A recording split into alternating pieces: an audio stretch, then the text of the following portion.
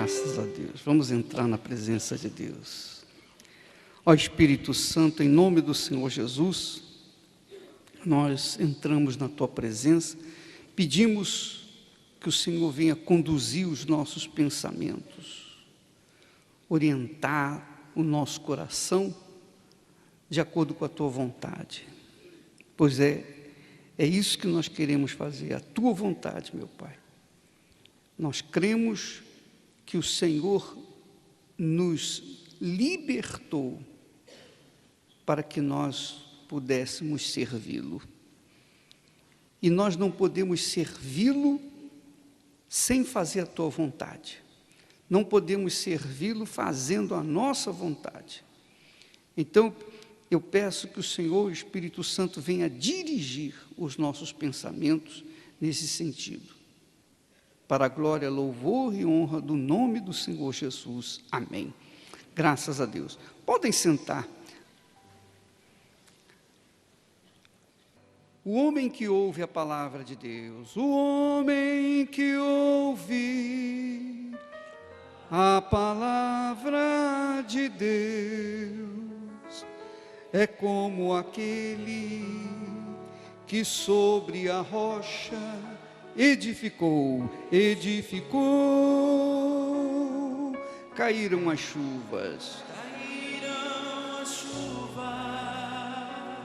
e o rio transbordou,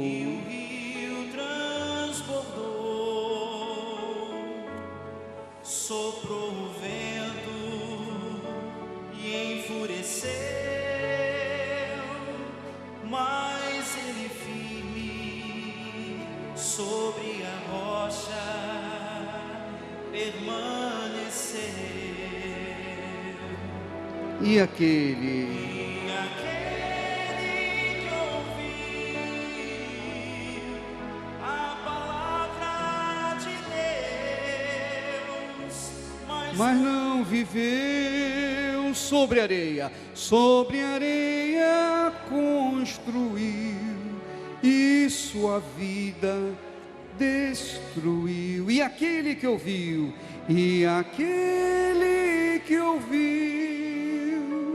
a palavra, mas não viveu sobre areia, construiu e sua vida destruiu. Preste atenção. Jesus fala sobre os dois fundamentos da vida. Dois fundamentos da vida. É interessante porque das duas uma, ou é a sua cabeça ou o seu coração que dirige a sua vida. Quer dizer, ou é a sua inteligência ou é a sua emoção. Ou é o seu intelecto ou é os seus sentimentos que dirigem a sua vida. Se você é dirigido pelos seus sentimentos, você pode ter certeza que você vai ser infeliz, vai sofrer, vai gemer, você vai dar com os burros na água e, se não for salvo, vai direto para o inferno quando morrer. Porque o coração é enganador. O nosso coração é o maior inimigo que nós temos.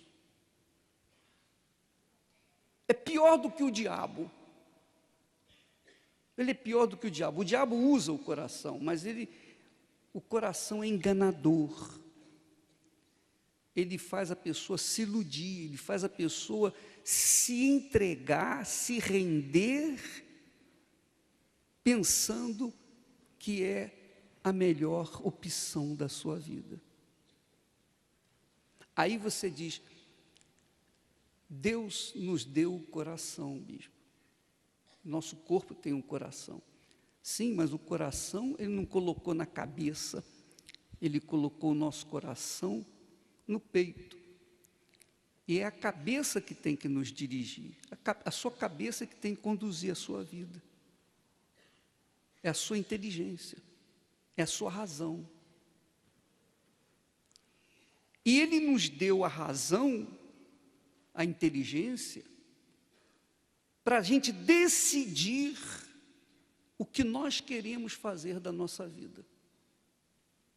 Quando a gente é criança, quando a gente é infantil, tudo bem, a gente segue o caminho da emoção, do coração.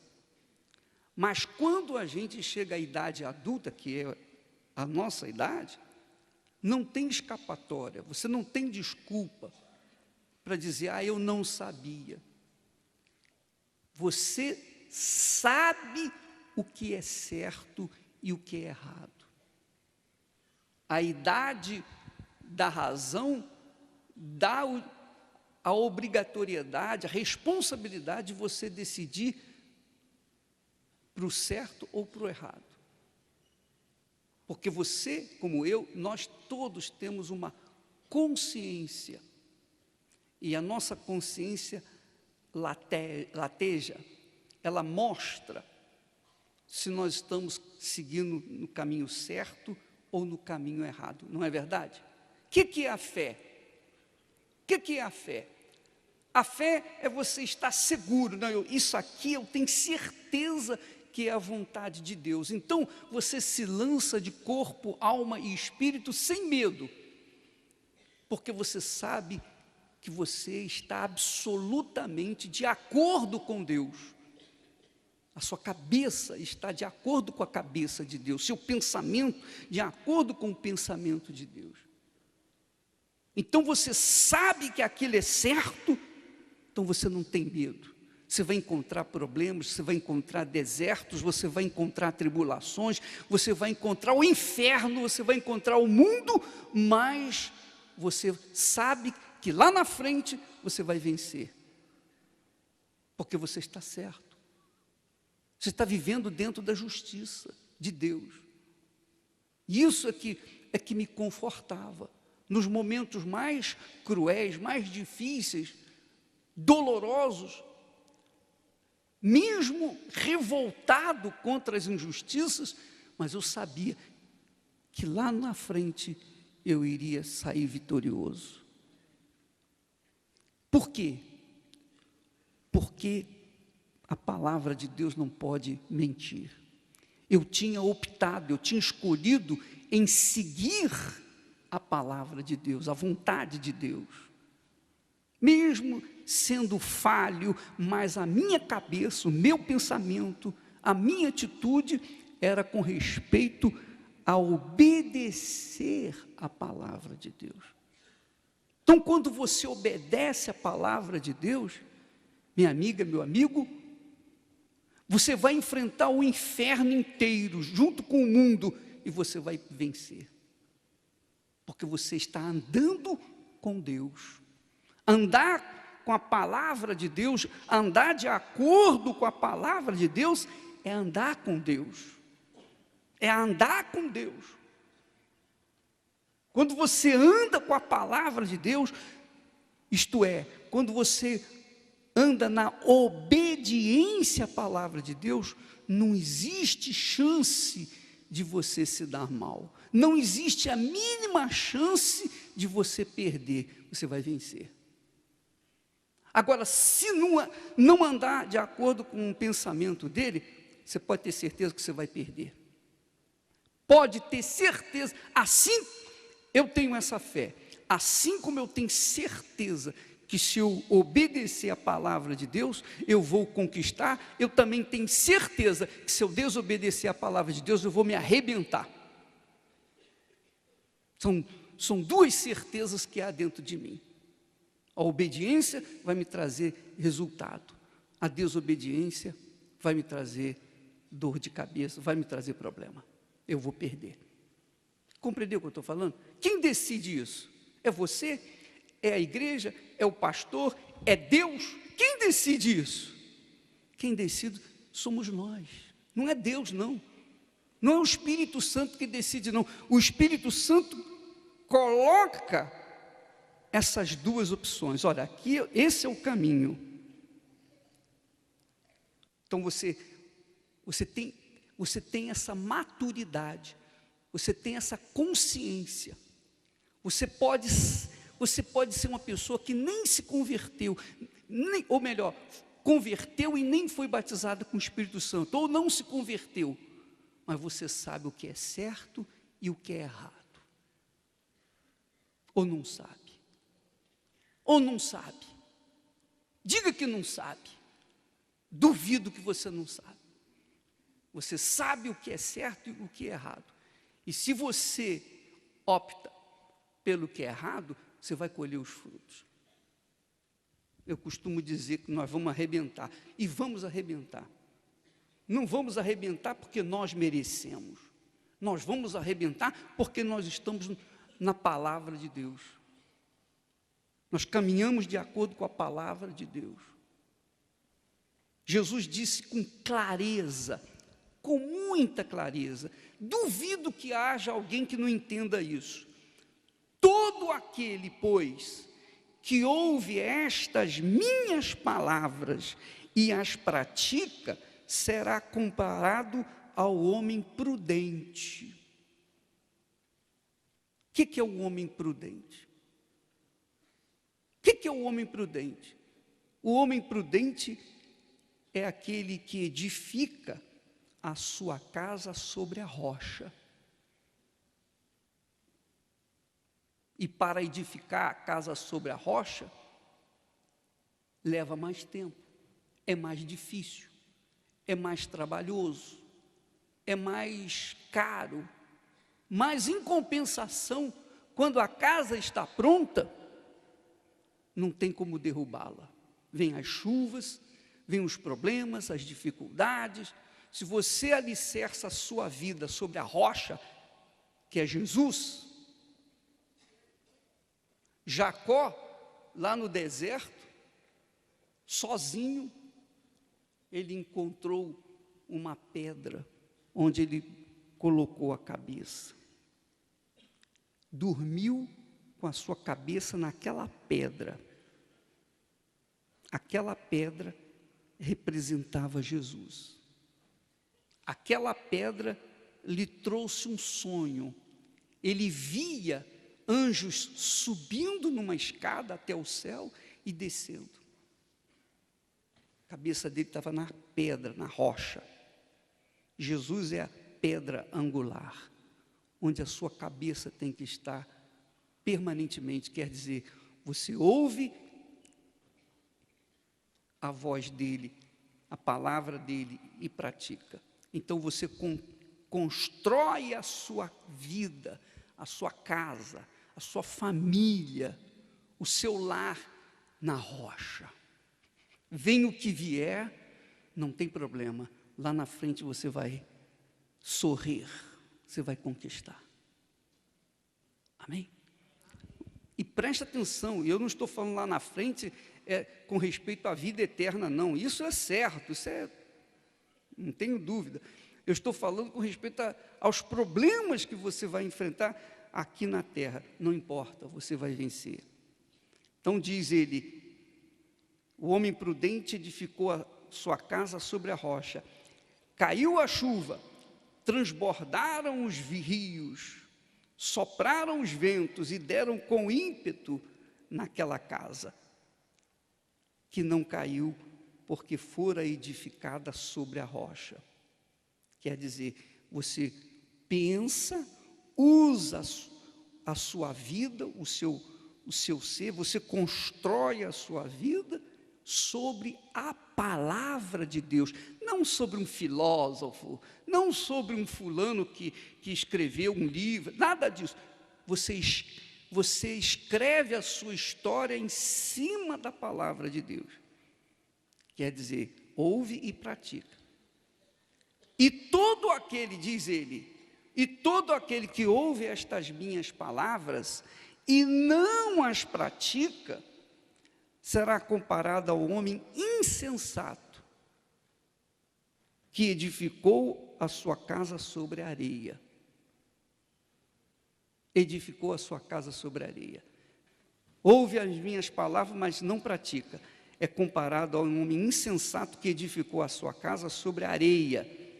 e caiu a chuva, mesma coisa que aconteceu sobre a casa do homem prudente.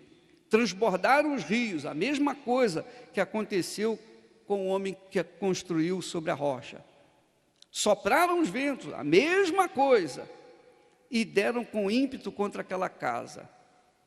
E ela desabou, sendo grande a sua ruína. Quando Jesus fala grande, é grande mesmo. Ele não exagera. A pergunta é: como você tem construído a sua casa, quer dizer, a sua vida? Como você tem construído a sua vida? Se você anda como criança, você é adulta, mas se você anda como criança, criança não pensa. A criança é inocente, ela não raciocina, ela simplesmente vive as emoções. Mas você não é criança. Mas se você não raciocina, se você não sabe usar o seu raciocínio, ou não quer usar o seu raciocínio, você será como criança. Mas você vai colher os frutos da sua criancice, vai chorar, vai gemer, vai urrar, e ninguém vai poder fazer nada por você, porque você escolheu construir a sua casa sobre a areia. Seja sincero, minha amiga, meu amigo. As pessoas investem rios de dinheiro para entrar numa faculdade, numa universidade, para estudar, para se formar, para ter uma formação intelectual, mas continuam usando o quê? O sentimento. Continuam usando o coração. Continuam construindo a casa sobre a areia. E não adianta nada. Não adianta dinheiro, não adianta posição, não adianta nada, nada. Porque quando vem a chuva, é grande a sua destruição. Cante novamente. O homem que ouve a palavra de Deus é como aquele que sobre a rocha edificou. Caíram as chuvas e o rio transbordou. Soprou o vento e enfureceu, mas ele firme sobre a rocha. Permaneceu. E aquele que ouviu,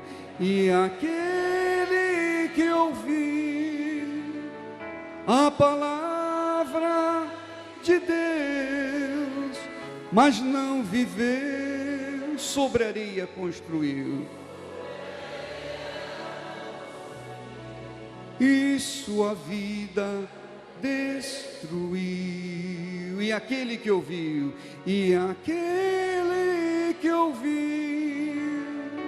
a palavra, mas não viveu, sobre a areia construiu, e sua vida destruiu. Você que está aqui, que diz, que considera estas palavras e diz: realmente, toda a minha vida eu venho sofrendo, eu venho gemendo, porque eu venho construindo a minha vida, a minha casa sobre a areia. Mas hoje agora eu entendo que não há outra opção. Ou eu entrego a minha vida para o Senhor Jesus e começo a viver na obediência à sua palavra, ou então não há saída para mim. Se você quiser oferecer a sua vida para Jesus, então venha à frente, por favor. Você que quer entregar a sua vida para Ele. Você quer dar um basta nessas construções sobre a areia. Você quer acabar com isso e quer começar a lançar as bases da sua casa aqui agora. Você sabe que Jesus fala com a gente através do Espírito Santo. Você não precisa ser uma pessoa religiosa, você não precisa ser uma pessoa caridosa, você não precisa ser uma pessoa boa para o Espírito Santo falar com você. Você pode ser a última das criaturas, mas se você é uma pessoa sincera,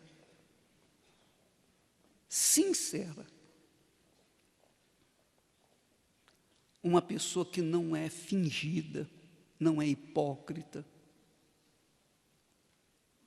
pode ser o maior pecador da face da terra, mas se é sincero, o Espírito Santo fala com você. Amém?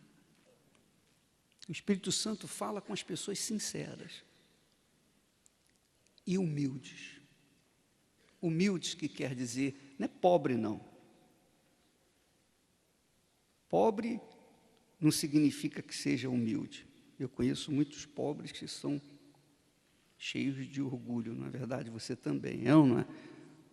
Quando se fala em humilde, fala-se da pessoa que ouve, tem ouvidos para ouvir e obedecer. Então você ouve e obedece a palavra de Deus, você é humilde.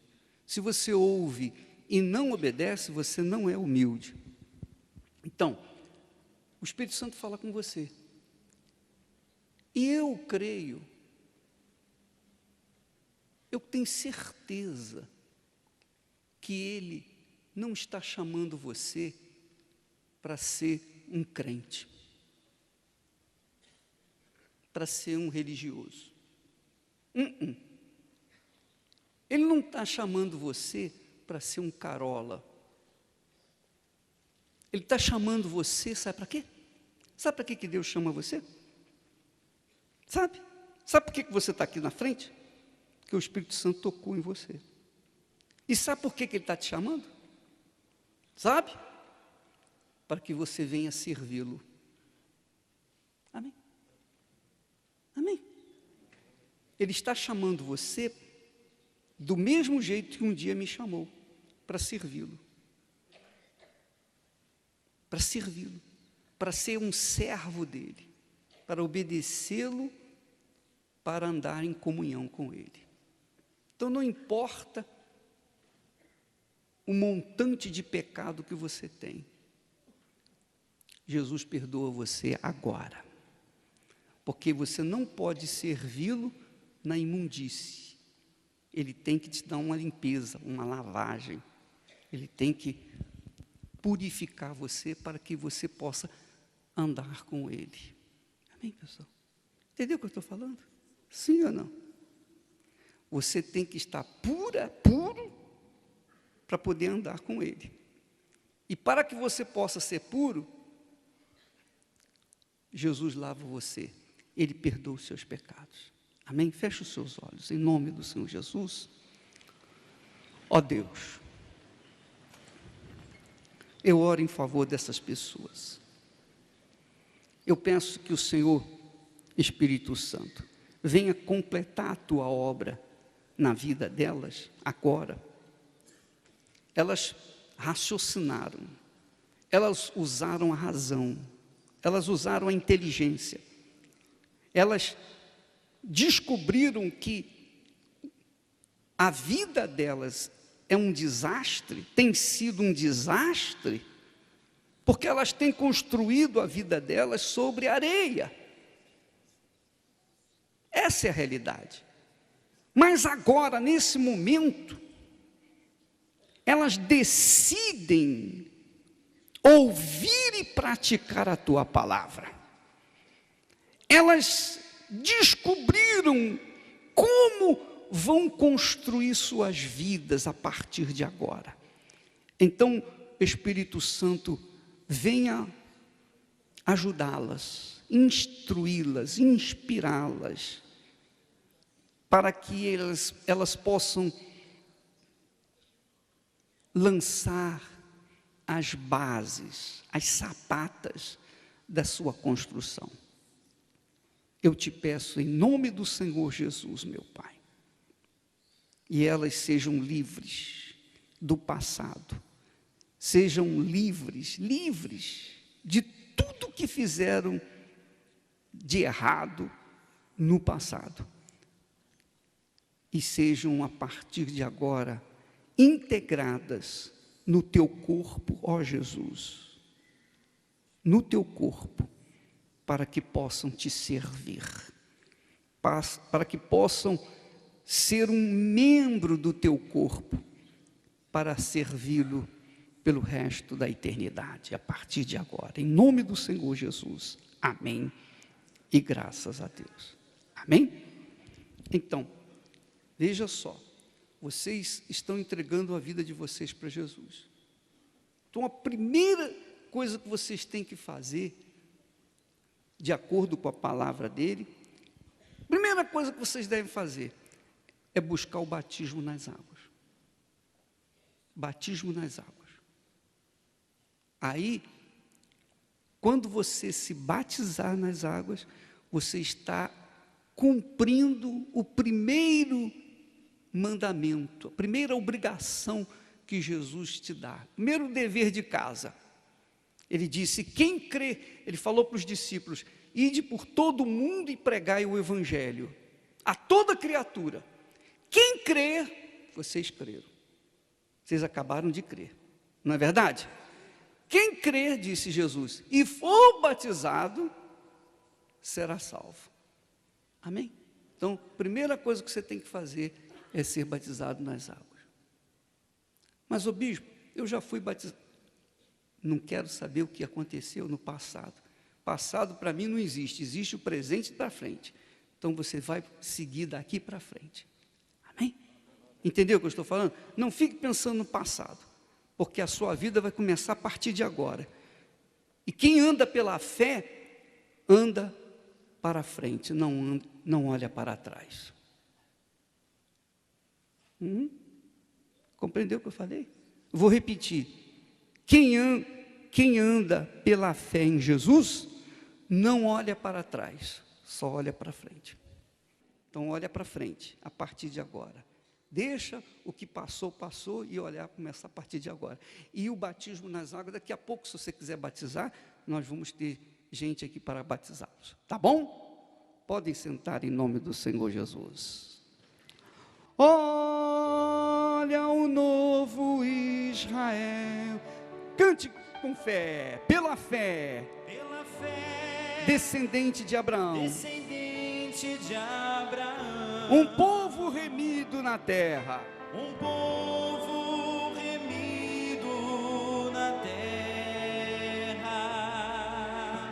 eleito para morar em Sião. Olho e vejo milhões. Olho e vejo milhões, crianças, jovens e anciãos, todos cantando em coro.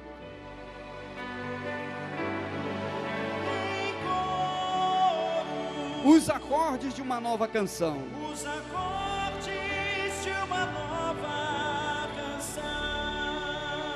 Dos quatro cantos da terra, dos quatro cantos da terra, vem surgindo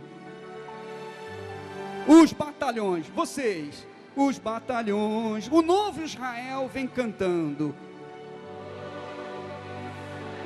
Vem cantando, louvando louvando o Salvador, louvando o Salvador. Em breve Jesus voltará, em breve Jesus voltará, e o novo Israel subirá, e o novo...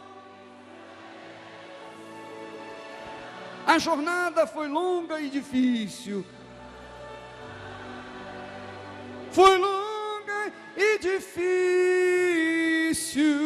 mas com Cristo Israel reinará. Olho e vejo milhões, crianças, jovens e anciãos, todos cantando em coro,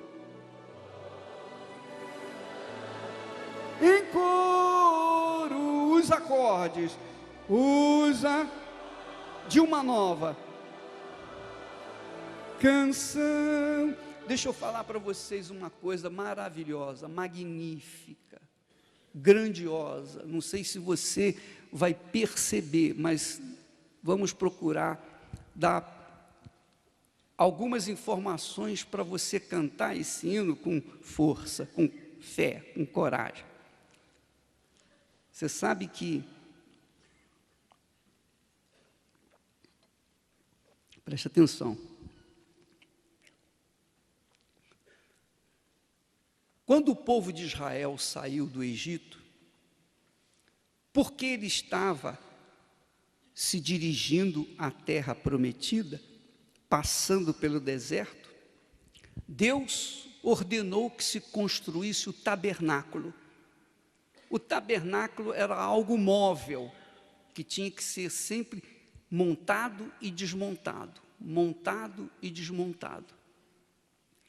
Mas os objetos sagrados, e todo o tabernáculo era sagrado, porque Deus descia no tabernáculo e falava com Moisés, para falar com o povo. O tabernáculo foi substituído pelo templo, que mais tarde foi construído por Salomão, na Nova Canaã, na terra que Deus prometeu a Israel. Então Deus prometeu a Israel aquela terra, e quando ele chegou naquela terra, ele desfez do tabernáculo e construiu o templo. Ora, presta atenção, por favor. O primeiro templo foi construído. E quando ele foi construído, Deus desceu sobre ele. O povo viu. Houve um regozijo, uma manifestação da glória de Deus. Houve algo sublime, qual nunca houve na história da humanidade. O próprio Altíssimo desceu sobre o templo e disse para o seu povo: olha, se o meu povo, que se chama pelo meu nome, orar e me buscar, e se converter dos seus pecados, dos seus caminhos, então estarão abertos meus olhos, atentos os meus ouvidos às orações que fizerem nesse lugar. Até hoje os judeus estão lá. Até hoje os judeus vão lá nas muralhas, nos restos onde havia o templo. Aquela casa foi a majestade de Deus, casa de oração para todos os povos, todas as nações. Aí o que aconteceu? Tudo que era no interior da casa era coberto de ouro. Toneladas de ouro foram gastas naquela casa. Toneladas de ouro, porque o ouro representa Deus. É um outro símbolo de Deus. Ora, o que aconteceu? Israel se voltou contra Deus, se esqueceu de Deus, mesmo com o templo lá, cheio de ouro, cheio de glória. O que Deus fez? Deus abandonou aquela casa. Em outras palavras, Deus abandonou o seu povo, porque o seu povo virou-lhe as costas, Deus também virou as costas para o seu povo. Você vê lá em Malaquias, quando Deus disse, tornai-vos para mim, não é isso? Voltai-vos para mim e eu me voltarei para vós outros. É toma lá da cá. Essa é a lei fixa e inflexível de Deus. Se você se volta para Ele, Ele se volta para você. Se você o despreza, Ele vai desprezá-lo também. Foi isso que aconteceu. O que aconteceu? Aquele templo foi tomado pelos inimigos. Israel foi levado cativo para outra terra. Isso aconteceu, o primeiro templo foi construído em 1004, ou 1004 anos antes de Jesus vir ao mundo. Como Israel voltou-se contra Deus, Deus se voltou contra ele, permitiu que os inimigos invadissem Israel, levassem o ouro do templo, acabassem com o templo. Aí, pela misericórdia de Deus, passou 500 anos e um novo templo foi erguido. Quer dizer, o povo de Israel se voltou para Deus, porque estava no exílio, voltou-se para Deus, então Deus novamente lhe abençoou e lhe deu condições de construir um novo templo. Isso 500 anos antes de Jesus voltar à terra. O que aconteceu? Novamente aquele povo se voltou contra Deus e novamente Deus os entregou nas mãos dos seus inimigos.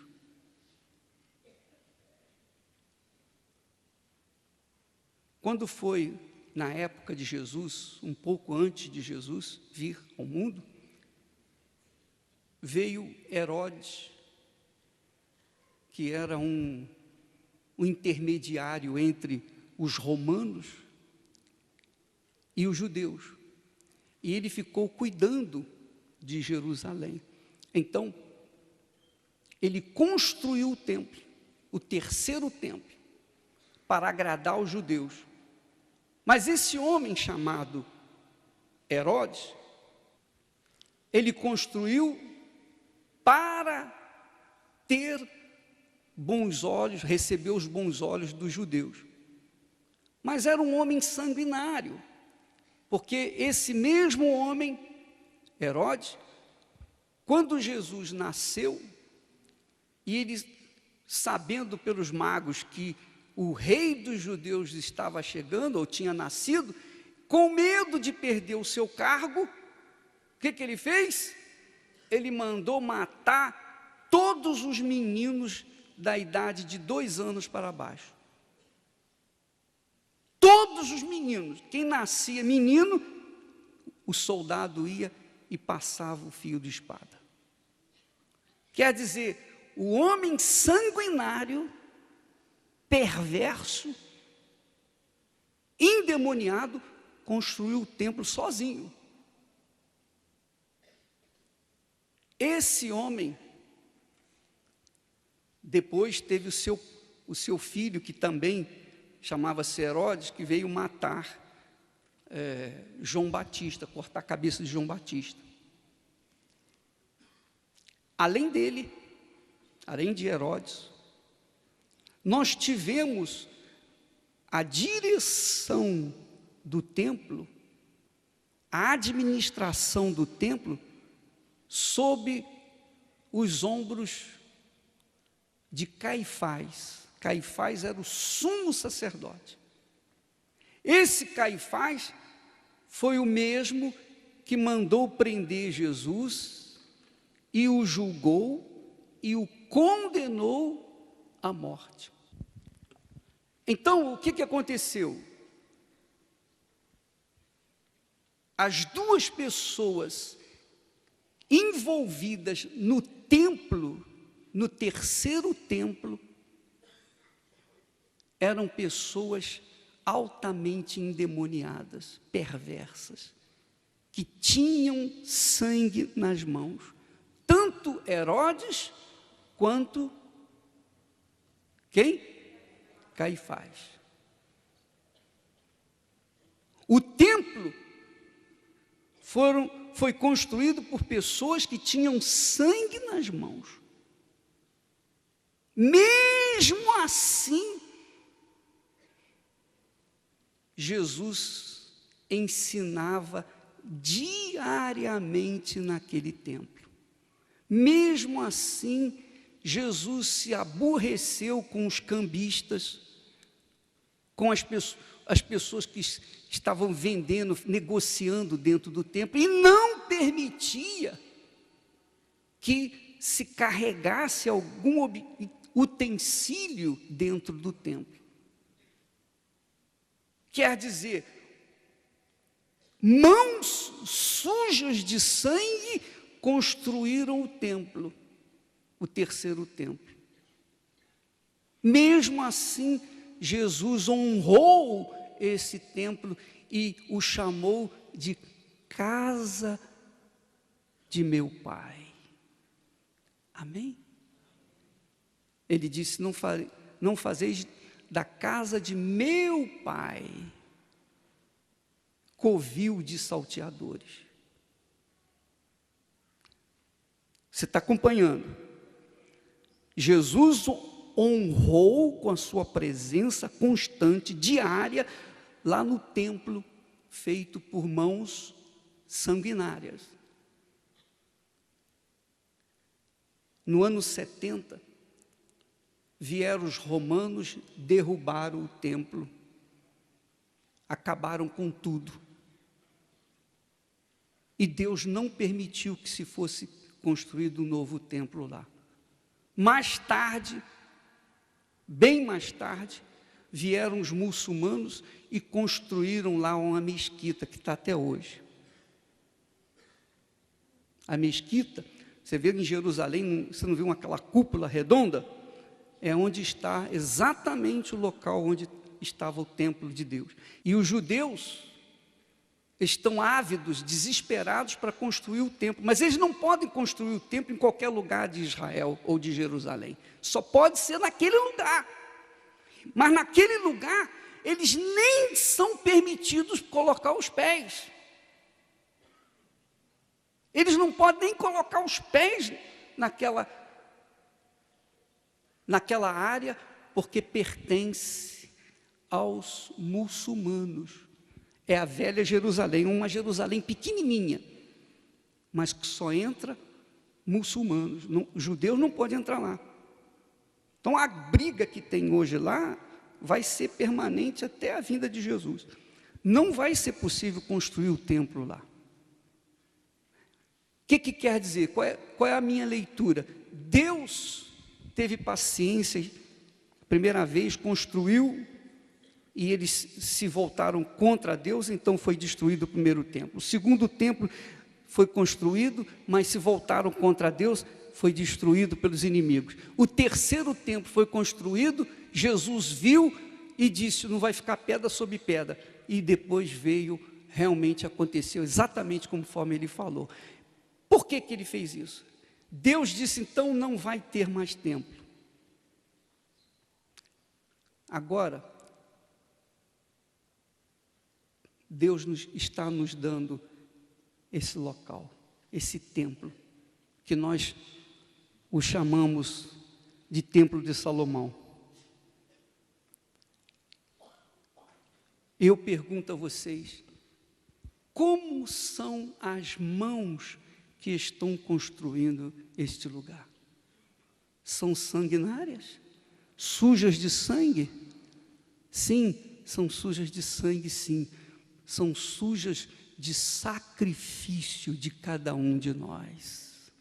É ou não é? O sangue que nós estamos derramando, que você tem derramado, que nós temos derramado, são os nossos sacrifícios. Então eu pergunto a você, se um lugar que foi construído com mãos sanguinárias, homens perversos, endemoniados, e mesmo assim Jesus honrou, imagine você um local construído com o sacrifício do povo, com sinceridade, pessoas têm dado o seu tudo, têm colocado o seu sacrifício, enfim, têm feito o seu melhor, e gente lavada pelo sangue do Senhor Jesus Cristo, amém? O que você acha que vai acontecer nesse lugar? Se Jesus honrou um templo feito por mãos iníquas, imagine um templo que está sendo feito por um povo, um novo Israel, gente que Ele chamou para servi-lo, aleluia. Então, você que nos ajuda, você que tem feito melhor, você que tem apresentado o seu melhor para esse templo, você pode ter certeza que terá a sua compensação. Você será rico, muito rico, para a glória e louvor do nome do Senhor Jesus Cristo. Amém? Graças a Deus. Feche os seus olhos aí. Eu quero fazer uma oração especial. Não fale nada, por favor. Espírito Santo, eu peço que o Senhor, da mesma forma como o teu servo orou, Eliseu fez uma oração para que o Senhor abrisse os olhos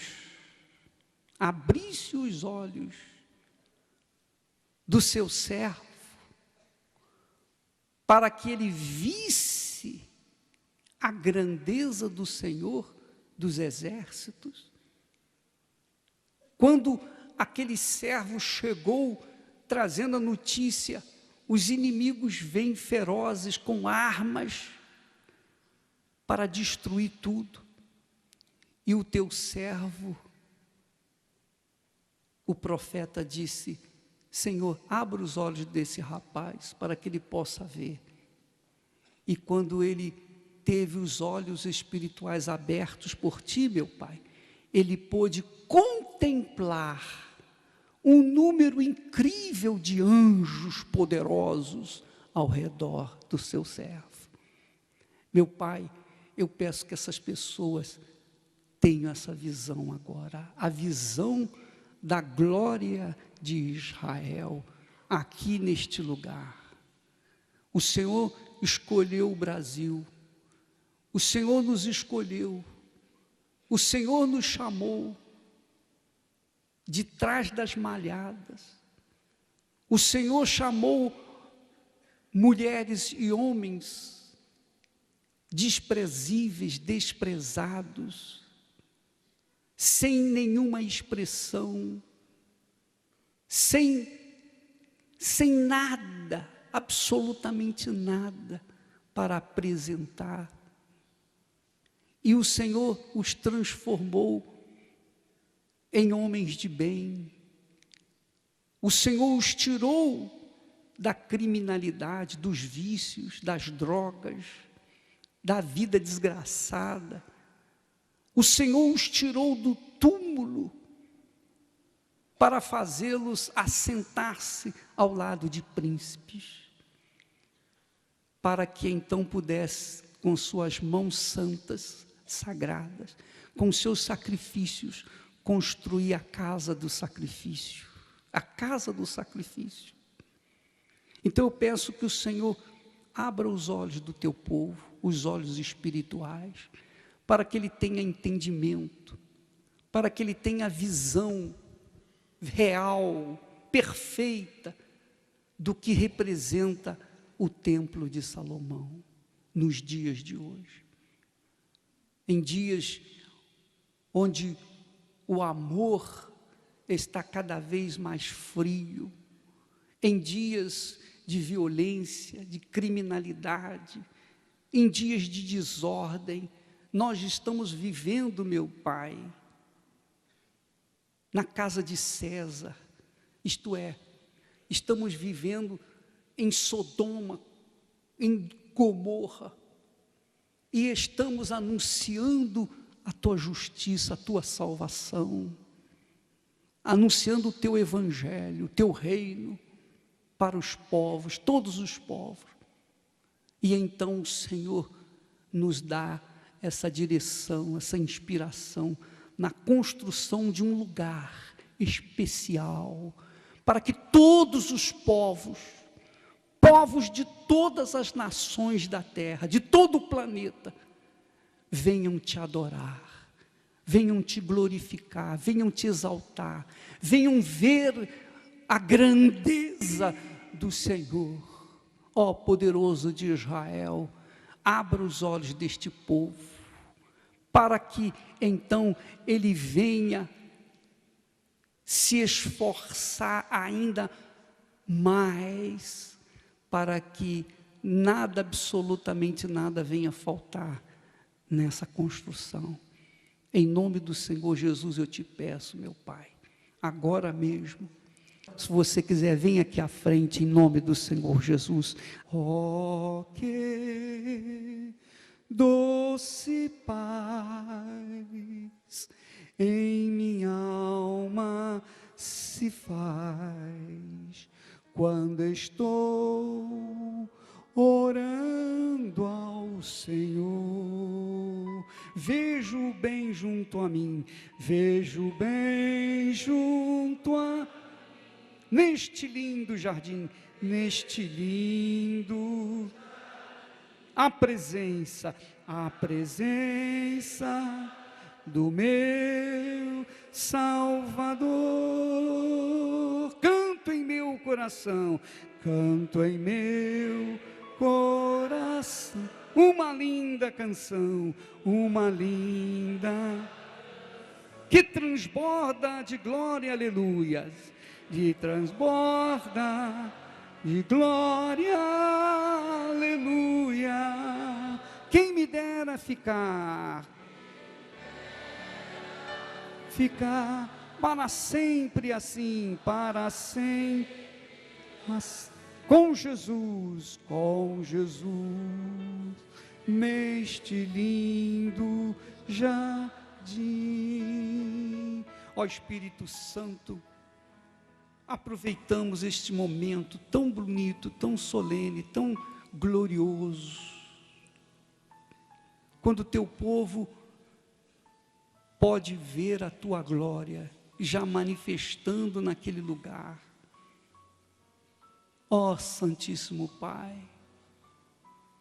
as pessoas trouxeram o sal, que é levantado para ti neste momento, que é apresentado a ti nesse instante.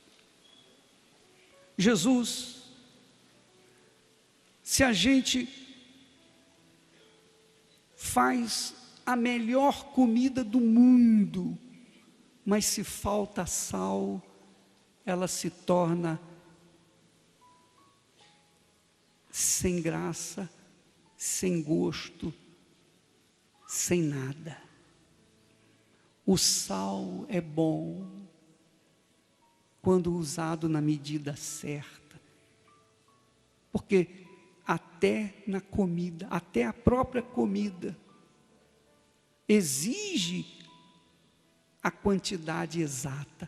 Não pode ser de mais e não pode ser de menos. Existe um equilíbrio. Jesus querido, este sal seja usado para equilibrar a família que está aqui representada, para libertar os filhos, os pais, os familiares, para libertar a todos, meu Deus.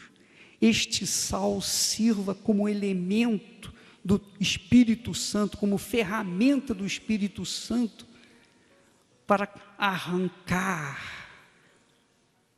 toda todos os espíritos do vício, todos os espíritos das drogas, dos vícios em geral. Este sal venha libertar a casa de cada uma dessas pessoas.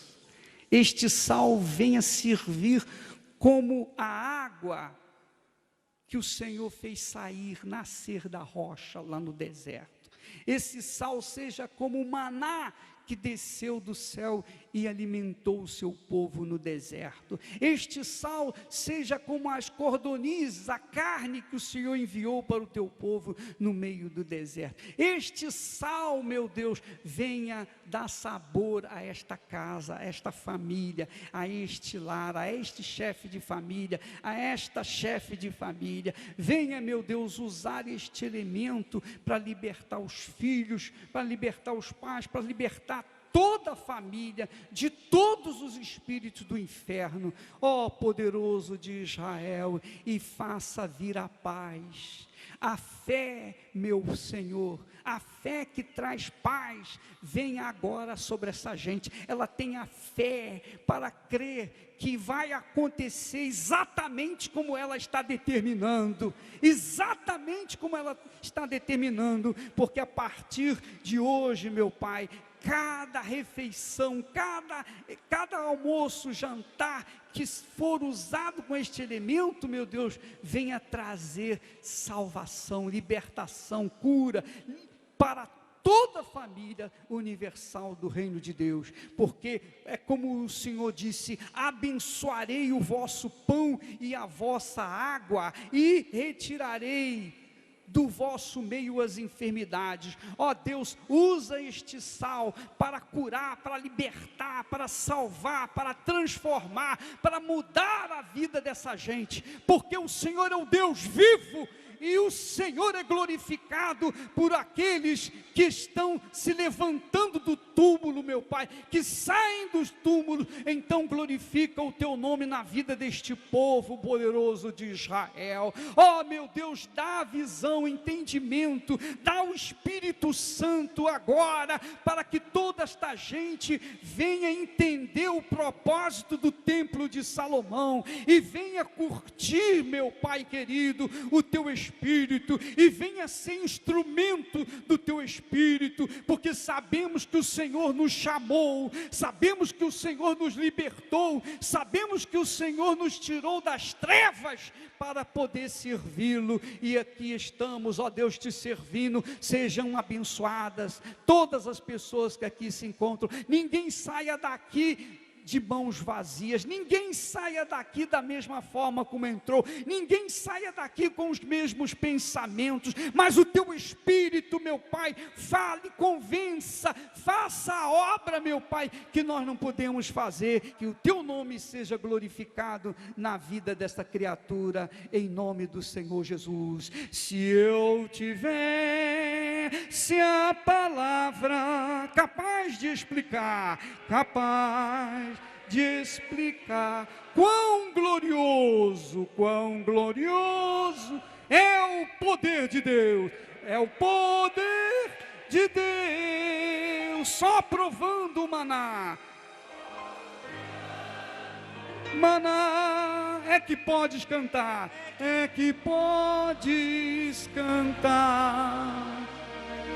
glória a Deus, glória a Deus, aleluia. Ó Jesus querido, eu creio que a raiz que vinha, a raiz do mal que vinha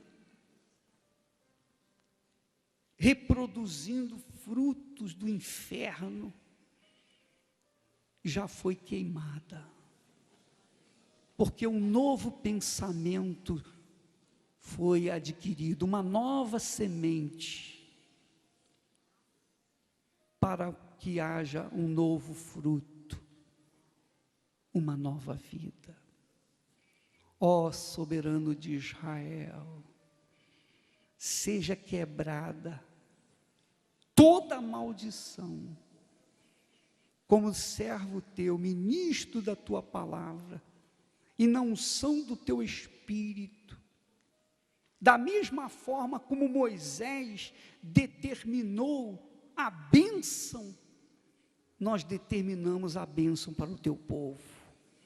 E nenhuma raiz mais prevalecerá na vida dessa criatura. Nenhuma raiz maligna, raízes do passado, raízes dos seus ascendentes, dos avós, bisavós, tataravós, maldições passadas, tudo que foi construído em cima de maldição de uma raiz, está quebrado agora, está amaldiçoado.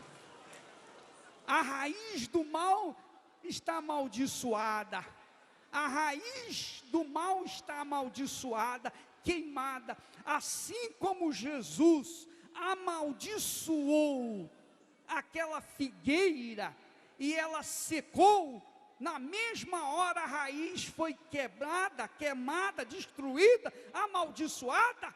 Agora a raiz dessa figueira maligna seja queimada, nunca mais nasça fruto de ti, ó figueira do inferno, em o nome do Pai, do Filho e do Espírito Santo. E quem crê, diga amém.